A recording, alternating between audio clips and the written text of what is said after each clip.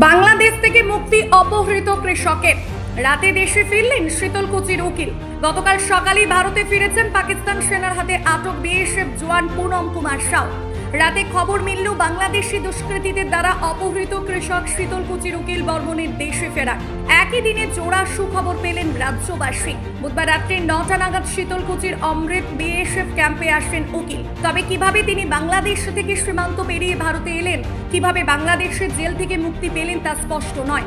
যদিও উকিলের ফেরার বিষয়ে এখনো কোনো সরকারিভাবে বিবৃতি দেননি বিএসএফ ও জেলা প্রশাসনের কর্তারা। জানা গিয়েছে দিন রাত 9টা নাগাদ বাংলাদেশ থেকে ফেরানো হয় বাংলাদেশি দুষ্কৃতীদের দ্বারা অপহৃত কৃষক শীতলকুচির উকিল বর্মন। এদিন রাতে উকিল বর্মন বিএসএফ ক্যাম্পে ফেরেন। বৃহস্পতিবার তাকে পদ্ধতি মেনে পুলিশের মাধ্যমে বাড়িতে ফেরানো হয়। উল্লেখ্য, কোচবিহার জেলার পশ্চিম শীতলকুচির সীমান্ত গ্রাম রাজারবাড়ির বাসিন্দা উকিল। কাটা তারের বেড়ার ওপারে থাকা ভারতীয় ভূখণ্ডে তার বিঘা তিনেক চাষের জমি আছে। 16 এপ্রিল দুপুরে সশস্ত্রীর সেই জমিতে চাষের কাজ করতে গিয়েছিলেন তিনি। সেই সময় বিএসএফ এর নাগের ডকা দিয়ে তাকে অপহরণ করে নিয়ে যায় বাংলাদেশি দুষ্কৃতীরা। ঘটনার ঘণ্টাখানেক আগে ঘটনাস্থলের খানিক দূরে এক বাংলাদেশি পাচারকারীকে গুলি করেছিল বিএসএফ। তার বদলা নিতে উকিলকে অপহরণ করা হয়।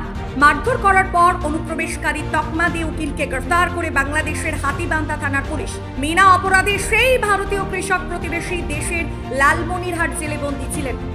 ঘটনায় খেতে গেছিলাম, কাঠ জমা দিয়া বেড়া কাটার উপসে জমি আবাদ করতে। ওই বাংলাদেশের লোক আমাকে তুলে নিয়ে যায়। আমি তুলে নিয়ে যায়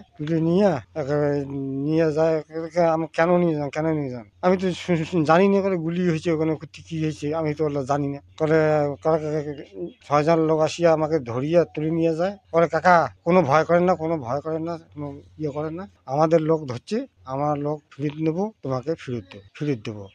তারপর নিয়ে যায় করে আমার লোক ফিরত দিবে, আমার লোক তোমাকে আর পরে যা শুনি ওরা গুলি করে বলে মারাই গেছে লোকটা। আমি বলে শুনিনি, গুলি মারাই গেছে লোকটা। তারপরে আমাকে অন্য জায়গা নিয়ে যাওয়া ওই রাখিল।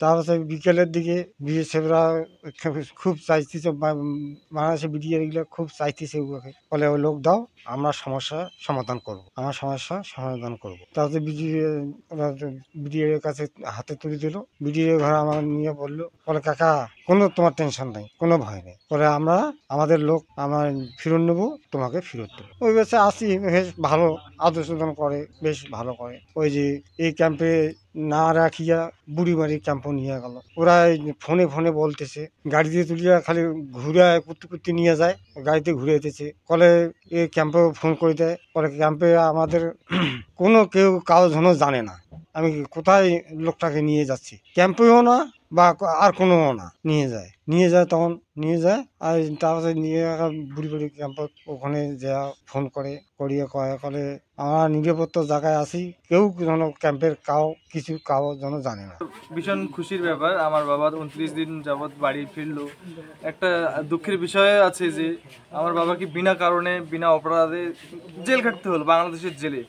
দুষ্কৃতীরা যেভাবে নিয়ে গেল, আমরা এটা একটা খুবই আতঙ্কে আছি যে আমাদের বেড়াতাড়ের ওই পাশে যেটা জমি আছে সেটাই আমাদের মূল উপার্জন। ঠিক আছে, এখন ওখানে আমরা খুবই আতঙ্কের মধ্যে আছি, যেতে পারবো না আবাদ করতে। এটা জমি যদি ভারত সরকার আমাদের কাছ থেকে কিনে নেয় ন্যায্য মূল্য দিয়ে, আমরা তাহলে খুবই উপকৃত হব, এটাই বলার ছিল।